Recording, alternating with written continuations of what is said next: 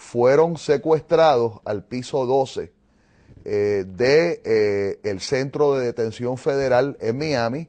Toda la evidencia, incluyendo la evidencia exculpatoria, fue secuestrada en otro cuartucho en el sótano del tribunal, que está conectado por un pequeño puente con la cárcel. Como ha dicho René González en sus escritos, esto fue el juicio de los dos huecos. El hueco en que metían al acusado y el hueco en que metían a la evidencia exculpatoria.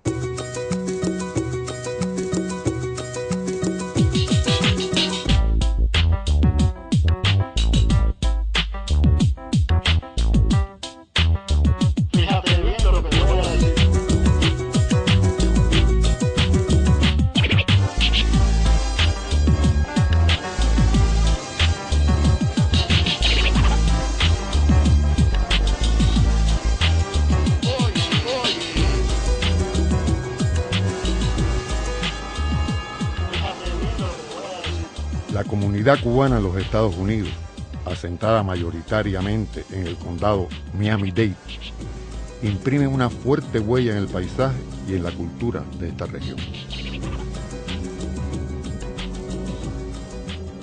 Pero con sus costumbres también llegó el odio de un grupo de exiliados cuyos intereses no eran precisamente los mismos que los que traían los barbudos cuando cambiaron a Cuba en enero de 1959.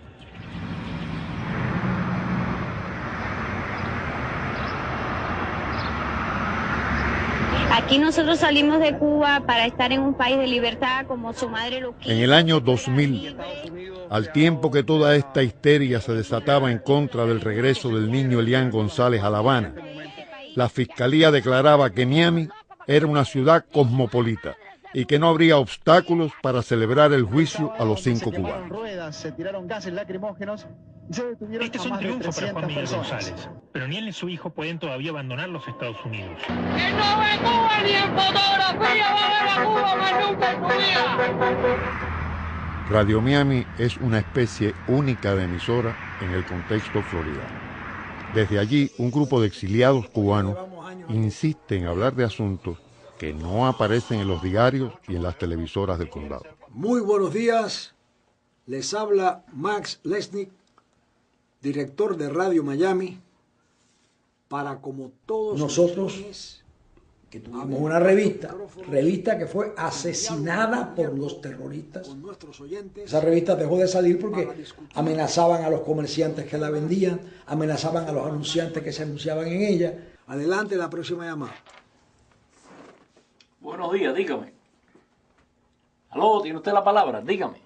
Sí, mira, ¿para qué dejan a su familia en Cuba? ¿Para ahora llorar como unas prostitutas? Bueno, también quizás usted esté llorando eso. Buenos días. Buenos días, dígame. Alberni, buen punto ahí, defendiste bien al castrismo ahí. Bueno, mira, yo quisiera hacerte una pregunta. ¿Lo defendiste tú alguna vez o nunca lo has defendido? No vaya a ser que tú fueras de aquellos milicianos que, como un comentarista de radio de Miami, gritaban patria o muerte venceremos hasta que le pisaron el callo. No sé cómo tú te llamas, no sé de dónde saliste. Si sabes quién soy yo. Yo soy Max Lesnick, periodista, que en momentos dados en Cuba combatí al gobierno de Batista y cuando no estuve de acuerdo con el gobierno de Cuba, conspiré contra ese gobierno antes de exilarme. Nuestra denuncia al terrorismo implica que los terroristas toman la decisión de liquidar esta publicación. Las bombas las colocaban en nuestras oficinas. Una de ellas, 2 libras de un explosivo C4, capaz de destruir toda una manzana. Sin ni siquiera darse cuenta este grupo terrorista de que frente a las oficinas esas había un colegio de niños.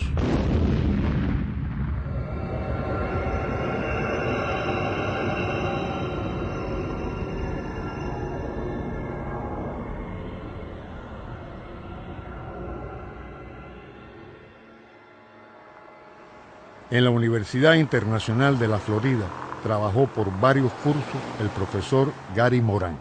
Experto en paneles de entrevistas para la investigación de fenómenos sociales, preparó a petición del abogado de la defensa William Norris, con la anuencia de la jueza Joan Leonard y el financiamiento de la Corte del Distrito de la Florida, una encuesta cuyos resultados revelaron que en el sur de la Florida el carácter hostil hacia Cuba también es parte de la conciencia colectiva. What the courts are interested in there is whether or not there is a reasonable likelihood that you could not get a fair trial in a particular venue, Miami-Dade County. The issue for these Cuban Five people was not so much the pretrial publicity, there was plenty, but it was that this community, 50% of people who serve on juries in Dade County are Hispanic, and 80% of them are Cuban Americans. Now, there have been prior surveys in the 80s, also in the 90s, in 1997. All of them show exactly the same thing, and that is that anyone who is represented to be an agent of the Castro government simply doesn't get a fair trial, right? Now, in the United States, you have a right to a fair trial whether you're guilty or whether you're innocent or whatever, right? A right is a right, you know what I mean? You don't get a fair trial before people who presume you to be innocent. That survey showed the Cuban American population of Dade County continues to be very highly sensitized to the issue of Cuba, and a good illustration of it is that more than half of them would endorse having the American Army go down there and Navy go down there and take it over. You know, these are the five that went to trial, 1, 2, 3, 4, 5. El abogado Guy Lewis, quien trabajó como fiscal en la Florida y en el gobierno del presidente George W. Bush como fiscal asistente del fiscal general, tiene otra opinión sobre el cambio de sede.